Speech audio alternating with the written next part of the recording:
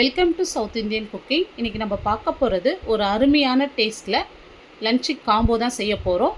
இந்த ரெசிபியை நீங்கள் ஒரு முறை செஞ்சிட்டிங்கன்னா சிக்கன் வாங்குறப்பெல்லாம் திரும்ப திரும்ப இந்த ரெசிபி தான் செய்வீங்க. அந்தளவுக்கு டேஸ்ட்டு ரொம்ப சூப்பராக இருக்குங்க. கண்டிப்பாக நீங்கள் ட்ரை பண்ணி பாருங்கள். இப்போ இதை செய்யறதுக்கு நான் பாஸ்மதி ரைஸ் எடுத்திருக்கேன். இப்போ இந்த டம்ளரில் நான் 1 டம்ளர் ரைஸ் எடுத்திருக்கேன். இப்போ இதை நம்ம வாஷ் பண்ணிவிட்டு எடுத்துக்கலாம். 2 டைம் நல்லா வாஷ் பண்ணிவிட்டு இப்போ தண்ணி சேர்த்து ஒரு 20லேருந்து 30 நிமிஷம் நல்லா ஊறட்டும். இப்போ பாருங்கள், ஒரு சின்ன கட்டில் ஒரு கட்டு நான் கொத்தமல்லி எடுத்திருக்கேன். ஒரு கை நிறைய இருக்குது. அதில் கொஞ்சம் கம்மியாக புதினா, 4 பச்சை மிளகாய் எடுத்திருக்கேன். இப்போ நம்ம அப்படியே மிக்ஸி ஜாரில் சேர்த்துடலாம். இப்போ நான் புளிப்பில்லாத நல்ல கெட்டியான தயிர் 1/2 கப் எடுத்திருக்கேன். இதனுடைய அளவு பார்த்திங்கன்னா 100 ml. இப்போ இதோடு 2 ஸ்பூன் இஞ்சி பூண்டு விழுது சேர்த்துட்டு தண்ணி எதுவுமே சேர்க்காதீங்க. அப்படியே இந்த அளவுக்கு நல்லா நைஸாக அரைச்சி எடுத்துங்க. இப்போ பாருங்கள், நான் 3/4 kg சிக்கன் எடுத்திருக்கேன். இப்போ இதை நல்லா வாஷ் பண்ணிவிட்டு தண்ணி இல்லாத நல்லா வடித்து வச்சுருக்கேன். இப்போ இதில் தேவையான அளவு உப்பு சேர்த்துருங்க. இப்போ 1 ஸ்பூன் சில்லி பவுடர் சேர்த்துடலாம். இப்போ ஆல்ரெடி நம்ம 4 பச்சை மிளகாய் சேர்த்து அரைச்சிருக்கோம். உங்கள் காரத்துக்கு தகுந்த மாதிரி நீங்கள் இந்த இடத்துல சில்லி பவுடர் ஆட் பண்ணிங்க. இப்போ 2 ஸ்பூன் தனியாத்தூள், 1/4 ஸ்பூன் மஞ்சள் தூள், இப்போ 1/4 ஸ்பூன் சீரகத்தூள், 1/4 ஸ்பூன் மிளகுத்தூள் சேர்த்துங்க. இப்போ நம்ம அரைச்ச விழுது அப்படியே இதோடு சேர்த்துருங்க. இப்போ நல்லா கலந்து விட்டுங்க. இப்போ பாருங்கள், இந்த அளவு கலந்து விட்டுதோ இதில் ஒரு 1/2 ஸ்பூன் நம்ம கரம் மசாலா சேர்த்துடலாம். இப்போ இதையே நல்லா கலந்து விட்டுங்க. இந்த சிக்கன் எவ்வளோ ஊறுதோ அவ்வளோ டேஸ்ட் நல்லாயிருக்கும். அதனால் இது 1/2 மணி நேரம் நல்லா ஊற வச்சு செய்யுங்க. இப்போ ஒரு குக்கர் வச்சிடலாம். இப்போ குக்கர் வச்சுட்டு ஒரு 2 டேபிள் ஸ்பூன் எண்ணெய் சேர்த்துருங்க.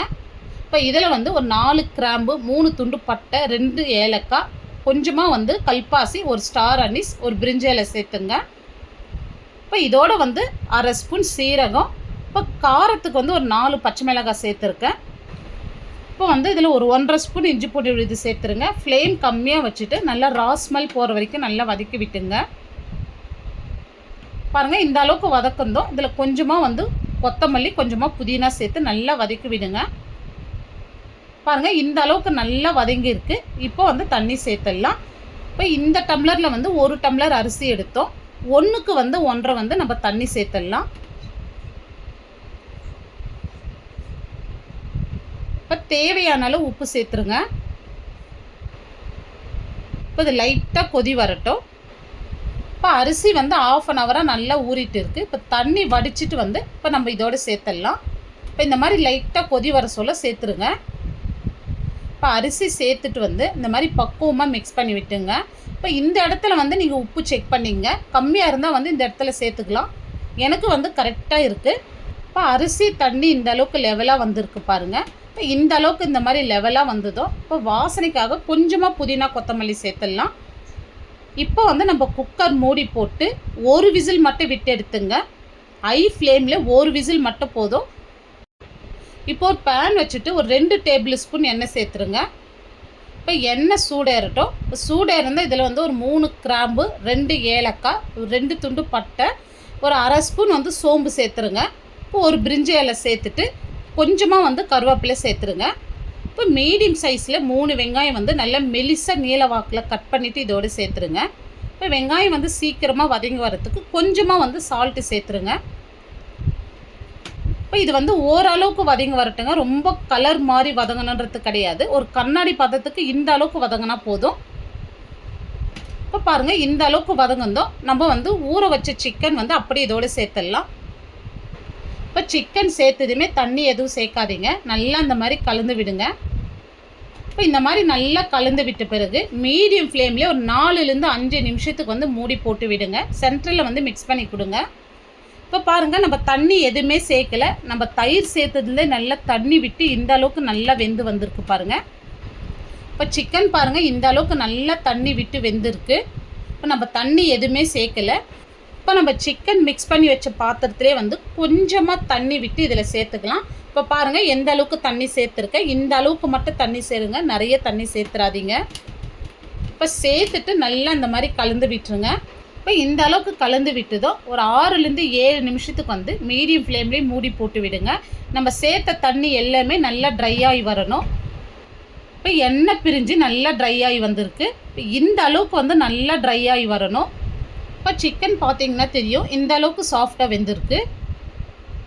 இப்போ இந்த அளவுக்கு நல்லா ட்ரை ஆகி வரணும். பாருங்கள், கொஞ்சம் கூட கிரேவி இல்லாத இந்த அளவுக்கு நல்லா ட்ரை ஆகி வரணும்.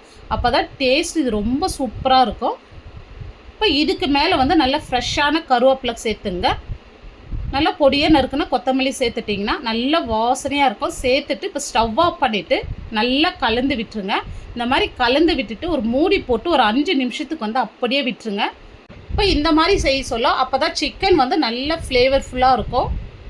இப்போ குக்கர் வந்து நம்ம ஓப்பன் பண்ணிடலாம். இப்போ திறக்க சொல்லவே வாசனை ரொம்ப சூப்பராக இருக்குது.